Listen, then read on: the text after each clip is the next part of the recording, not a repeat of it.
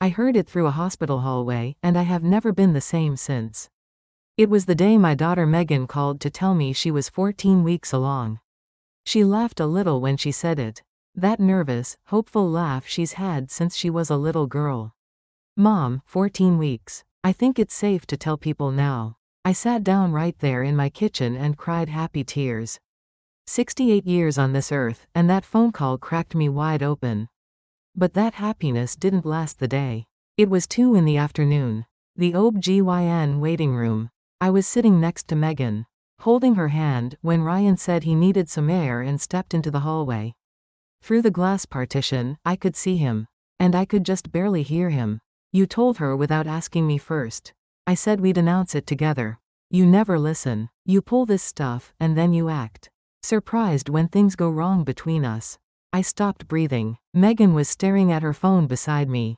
Not reading it, just staring. That was the moment I knew. But honestly, it had been building for a long time. I first met Ryan Burke at a dinner his mother arranged in downtown Cedarville. Sandra Burke arrived in a blazer that probably cost more than my first car. She ran Vera Core Bionutrition, sat on 2 nonprofit boards, and had the kind of smile that never quite reached her eyes. Dorothy, we're so pleased Megan found Ryan. She'll want for nothing. Of course, Ryan has certain expectations. But I'm sure a woman like you understands the value of keeping things stable at home. I smiled. And that night I wrote in my notebook Sandra Burke. Control type. Defines Megan's role before the wedding. Watch closely. I have kept notebooks my whole life. It's how Callahan Foods survived 3 recessions. After the wedding, Megan faded. Slowly at first. Too busy. Adjusting. Tired. Then the calls stopped coming unless I reached out first. And when I did, she always said she was fine a little too quickly. Later I would learn what those years looked like on the inside. Ryan had taken over the joint accounts within months of the wedding. Megan was given an allowance and required to log every purchase. Visits to me were rationed. Her friendships dried up one by one. Your mother runs a little food company, Megan. You don't need her advice on our finances. You overthink things. That's always been your problem. I help you stay grounded. 2 years of that. 2 years of being told her instincts were wrong. Her feelings were dramatic, her family was overstepping.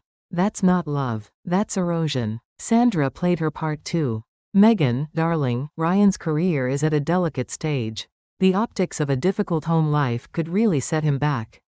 Dorothy, I wonder if Megan might benefit from speaking to someone. She seems a little fragile lately. I heard all of it. And I second-guessed myself every time. Megan said she was fine. Maybe I was the problem. But after that hallway, I was done second-guessing. On the drive home I got Megan into my car alone. She stared out the window for a long time. Megan. I heard him. Her shoulders went tight. Mom, he's just stressed. It's fine. I didn't push. I just held her hand. But when I got home, I opened my notebook and started writing everything down. Every date, every incident, everything I had seen and heard over 3 years. A week later, Megan called me crying. She needed to go to the hospital. I won't describe what happened in detail. What I will tell you is that Megan left that with medical records. And that those records would later become the foundation of everything that followed. I found an attorney the next morning. Linda Park. Domestic violence and family law. Dorothy, the documentation you have is a strong start. We build from here. Police report, protective order, counseling records. This takes time. Do not rush it. I wrote that down too. Do not rush it. Then a woman named Carol Simmons called me. She was a senior analyst at Vera Core Bionutrition. She had seen things inside that company that troubled her deeply. And she wanted to report them the right way. I connected her with Linda. Carol filed a formal whistleblower complaint through the Sex Whistleblower Program, irregular accounting, falsified compliance reports, undisclosed conflicts of interest with auditors. Every piece submitted through proper legal channels. Sandra Burke never saw it coming. The day everything changed was Vericore's annual shareholder meeting. Sandra was scheduled to speak about ethical leadership. Reporters were there. Cameras were ready. Instead, SEC examiners arrived with federal document subpoenas.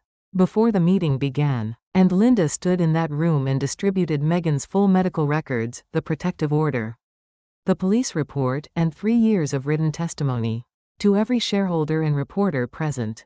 All of it legally obtained. All of it already filed with the court. Sandra Burke stood at that podium and had nothing left to say. Ryan had already been escorted into a police station that morning. The divorce was finalized 2 months later. Megan received full custody. The following spring, she had her baby. A little girl, born in a sunny room in my house in Cedarville, with me right there beside her. Megan looked at me and said, "Mom, you never gave up on me. That's why I'm still here." I held that baby and cried for a long time. We're quietly rebuilding now. I converted part of the Callahan Foods office into a small resource space. Legal information, referrals, a place for someone who just needs to know they're not alone. It isn't much, but it's something. I still carry a notebook everywhere I go. Because records don't lie, and the truth always finds its moment. Thank you for listening all the way through. If this story stayed with you, please subscribe and leave a like. Your support makes the next story possible.